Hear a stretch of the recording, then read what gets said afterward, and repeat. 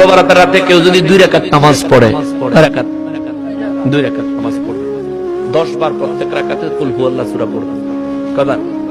10 বার। এইভাবে যদি 2 রাকাত নামাজ পড়তে পারেন, নুজহাতুল মাজালিস কিতাবের 2য় খণ্ডে হাদিস শরীফ আসছে, আমার নবী বলেছেন ওই ব্যক্তি 400 বছর দিনের বেলা জিহাদ, রাতের বেলা সারা রাত ইবাদত করলে যেই সওয়াব পাইতো, আল্লাহ তাআলা ওই পরিমাণ সওয়াব দিবেন। সুবহানাল্লাহ।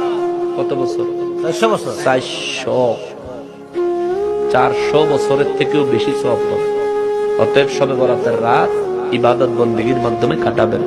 আমার মা বোনেরা যারা শুনছেন, আপনাদের এলাকায় শবে বরাত উপলক্ষে রুটি বা বিভিন্ন খাবার বিভিন্ন জনকে দেওয়ার প্রচলন আছে?